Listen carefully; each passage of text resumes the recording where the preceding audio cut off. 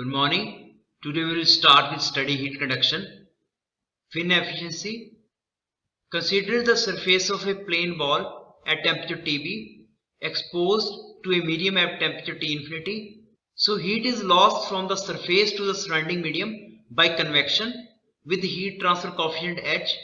The heat loss is equal to H into area of the surface into surface temperature minus T infinity. This is from the plane wall. Now consider to this plane wall we had attached a fin whose base cross sectional area is W into T, width of fin is W and thickness T, and the fin length is L. So the area in this case of fin is this upper area, bottom area and this area. So this time heat will flow from this surface to the fin by conduction and the fin to the surrounding medium by convection. The temperature of the fin will be Tb at the fin base and gradually decreasing towards the fin tip. So the temperature in the fin will decrease when you will move away from the base. This is your base. Convection from the fin surface causes the temperature at any cross section to drop somewhat from the mid section towards outer surface, means outer surface has lesser temperature as compared to the at this cross section. However, cross section of fins are very small, so you can consider that the temperature throughout the fin is uniform. Also, the fin tip can be assumed for convenience and simplicity to be insulated by using the corrected length for the fin instead of actual length. So instead of this arrangement, we can consider a fin with insulated tip and a corrected length for simplicity of calculation. Now suppose the thermal conductivity of this fin is infinite. So the temperature of the fin will be uniform at the base value of Tb. So if the fin has infinite thermal conductivity, so whatever the temperature at the base, means 80 degrees Celsius here, will be remain same throughout the fin. If its thermal conductivity is very large, so same will be at here, this point. So this is the ideal case, and we know convection heat transfer from the fin will depend on the temperature difference, which is Tb minus T infinity. So if base temperature is highest, means here you can see it is the maximum throughout the fin or same. So in that case your heat transfer will be the maximum. So that will be the ideal case. So this is the maximum heat transfer which can be possible from the fin. But in actual case it is not so. In the reality your heat transfer from the fin will be less because of decreasing temperature. So this temperature will decrease and the difference between this temperature of the fin and the air temperature will decrease, which will result into the lesser heat transfer at this section compared to at this section. So efficiency of fin can be defined as the actual heat transfer rate from the fin to the ideal heat transfer rate from the fin when temperature throughout the fin is considered to be same as the base temperature. So efficiency of the long fin is equal to, this is your maximum heat transfer here. Now actual fin heat transfer we had calculated for a long fin, which is we had already calculated. So this is the efficiency fin. In case of long fin it is 1 by AL.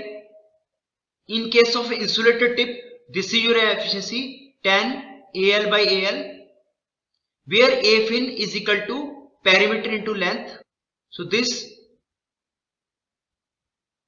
or you can neglect this and you can write 2 into W into L. So fin efficiency relations are developed for fins of various profile, for fins of a plane surface and for circular fins of a constant thickness. So this is your for fin for on the plane surface. The fin thickness T is too small relative to the fin length and thus fin tip area is negligible. So this is in case of circular cylindrical fin. This is in case of rectangular fin with length L and thickness T. Area of fin is equal to 2 into W into L plus 1 by 2T. And in this case this is the area of fin. In case of triangular fin You can say this fin is more efficient than other fins because in this case mass of fin is less and surface area is more. So this graph is between the efficiency and corrected length and this factor under h by kt. So if you increase this length of the fin, the efficiency of fin will decrease. So at the surface of the fin is 100% efficient, and when you move away from the surface, your efficiency of the fins will decrease because of the decrease in the temperature or due to the thermoconductivity, specified limit of thermoconductivity. Note that the triangular profile contain less material and more efficient than ones with rectangular profile, and thus are more suitable for accumulation, require minimum weight such as space applications.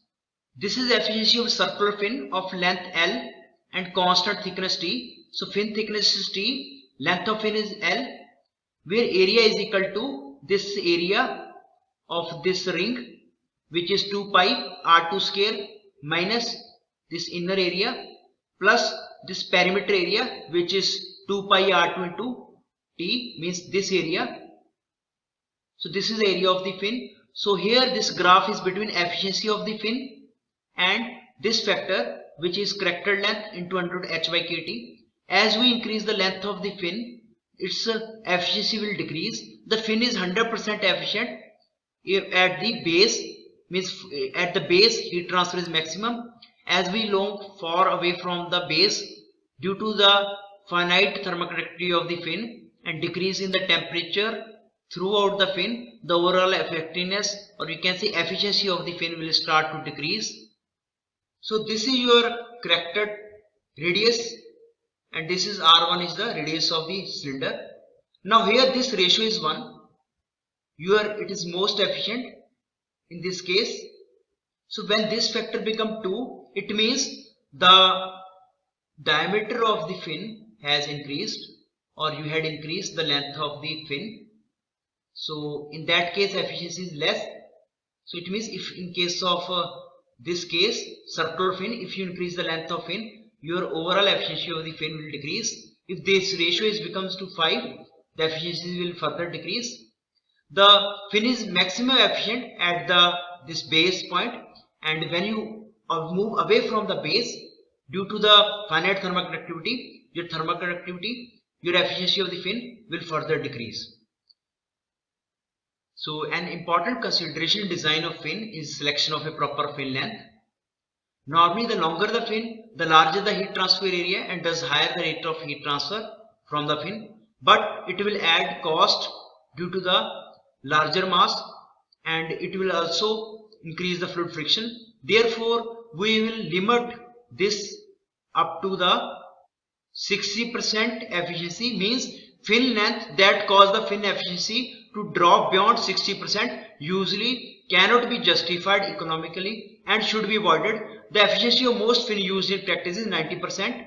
So we will try to choose a fin which is having maximum efficiency, means we will try to remain as this 100% factor. We will try to select a fin this as compared to a fin with less efficiency and larger length, means this area we will try to select a fin with these specifications whose this value lies in this region, or this value is minimum fin effectiveness.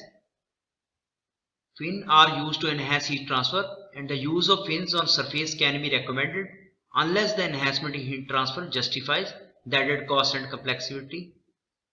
The performance of fins is judged on the basis of enhancement in heat transfer related to no fin case.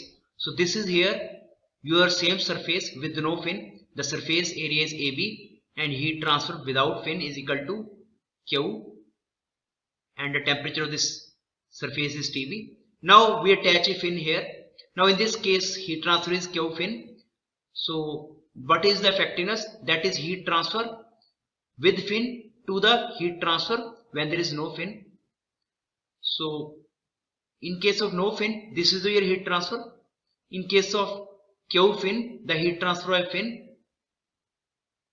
So this is the heat transfer of fin, which is efficiency of fin into Q fin maximum heat transfer. Means if you multiply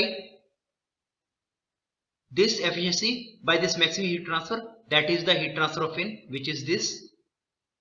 So this is the effectiveness of fin, which is here. These terms will cancel out and you will get area of fin divided by base area into efficiency of fin. This is your effectiveness of fin. If effectiveness is 1, indicates that the addition of fin to the surface does not affect the heat transfer at all. If effectiveness is less than 1, it means the surface is acting as an insulation. It has decreased the heat transfer.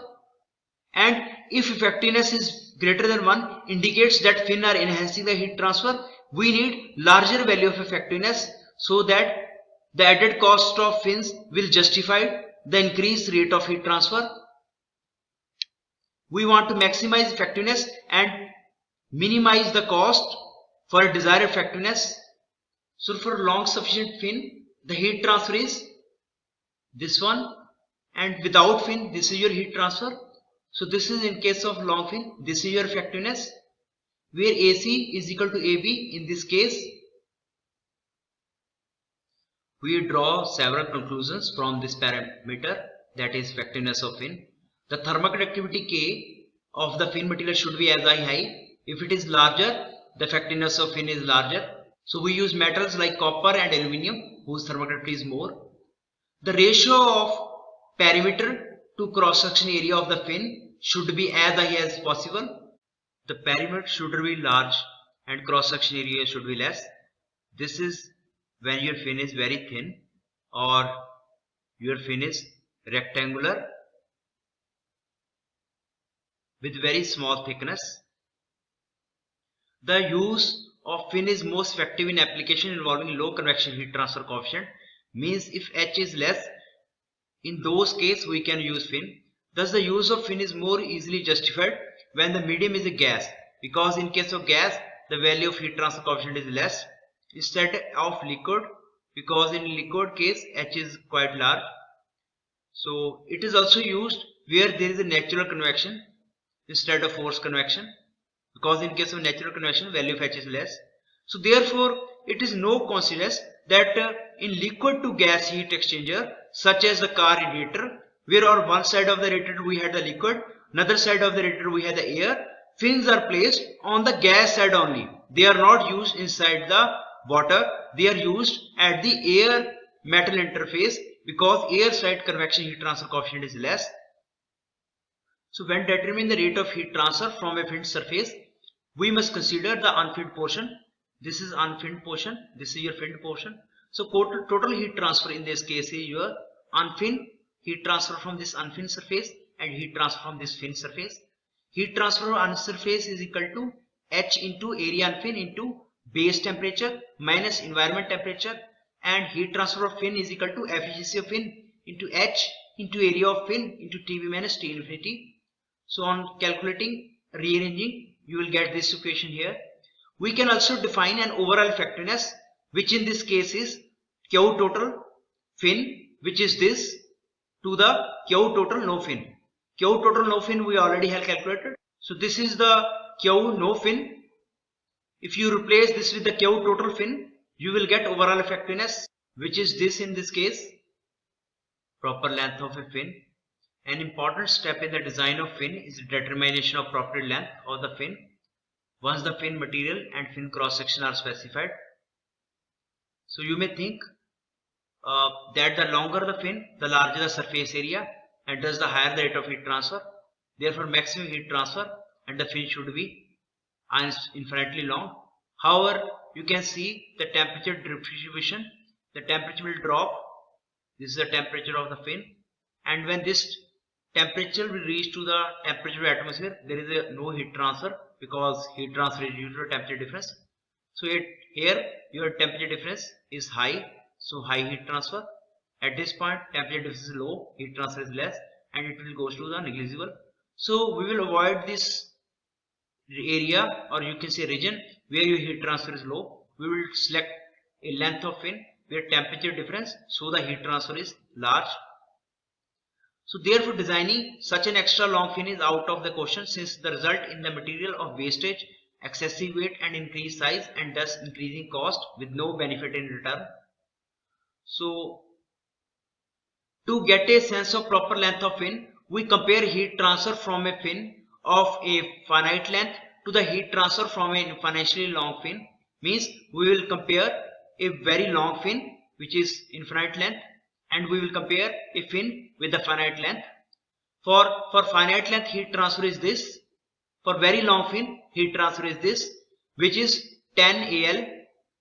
Now this heat transfer ratio is a function of 10 AL. Means if AL will increase, your 10 AL will increase. So we had a table here showing AL value when AL is 0.1, 0.2 versus 10 AL value.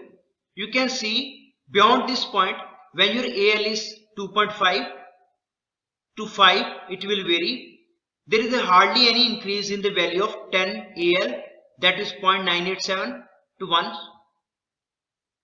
So we also observe that the reducing fin length by half, in that case from AL is equal to 5 to AL 2.5, cause a drop of just 1% in heat transfer, which means by sacrificing just 1% heat transfer, we can reduce the 50% of the weight from here to here, the 50% reduction in the weight, which will justify that we should use fin up to 2.5 for AL value. So in practice, a fin length that correspond to AL is equal to 1 will give you 76% of heat transfer that can be possible with the infinite long fin, and thus it should offer a good compromise between heat transfer performance and fin size. A common approximation used in the analysis of fin is to assume the fin temperature varies in one direction only and the temperature variation along other direction is negligible.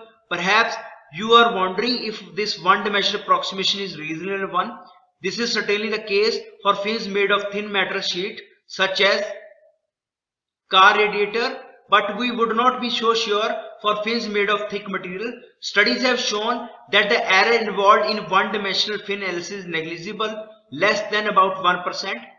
So when H del by K less than 0.2, where del is the characteristic thickness of the film, which is taken to be the plate thickness T for rectangular fins and diameter D for cylindrical fins. So we consider the one-dimensional heat transfer in fins, although it is not so, but this will give you the very accurate results within 1% error. Specially designed fin surface called heat sinks, which are commonly used in cooling of electronic component, involve one of a kind complex geometries. The heat transfer performance of heat sinks is usually expressed in terms of their thermal resistance, which is here. So these are heat sinks. The lesser is the value of resistance, larger will be the heat transfer for a given temperature difference. Effect of fins on heat transfer from steam pipes. Steam in a heating system flows through tubes whose outer diameter is 3 cm and whose walls are maintained at a temperature of 120. Circular aluminum fins with thermal conductivity 180 of outer diameter 6 cm and constant thickness of 2 mm are attached. The space between the fins is 3 mm and thus there are 200 fins per meter length of the tube. Heat is transferred to the surrounding at 25 degrees Celsius. H is 60 watt per meter square. Determine the increase in heat transfer from the tube per meter of its length as a result of added fins. Means without fin and with fin, what is the effect of the heat transfer. So first we'll consider the area of fin without, when there is no fin, that is pi into diameter of the cylinder into length. Length we consider 1 meter, which is 0.0942 meter square. Now heat transfer in case of no fin is equal to convection H area of fin, temperature of the fin minus infinity temperature of the base here, which is your 537 watt. Now this is the length of fin from this point to this point, which is outer diameter D2 minus inner diameter, that is the diameter of pipe, which is D1, and divided this by 2 because diameter include both sides. So this is the length of the fin which is 0.015 meter. Thickness of fin is given. R2 and R1 is, this is R1, that is the radius of the pipe. This is R2, that the radius up to the fin. So you have to find this factor. We will find this factor and we will find this factor, so that we can find the efficiency of the fin from this graph which is given. So when you put the value of length and 1 by 2t under h by kt, you will get 0.207, this value. Now we had this value for this factor, which is 2.07, and 0.207 for this factor. So this value is 2, so you have to follow this line. For this line, this ratio is 2, and the other factor, which is this one, is your 0.207, which is somewhere here.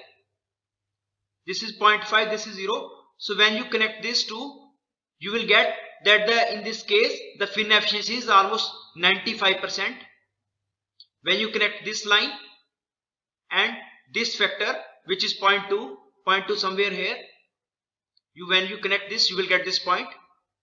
Corresponding to this point, the efficiency is 95% here. Now area of fin, this is the area of the fin. We had R2 and R1, we have thickness of the fin. Area of fin is here.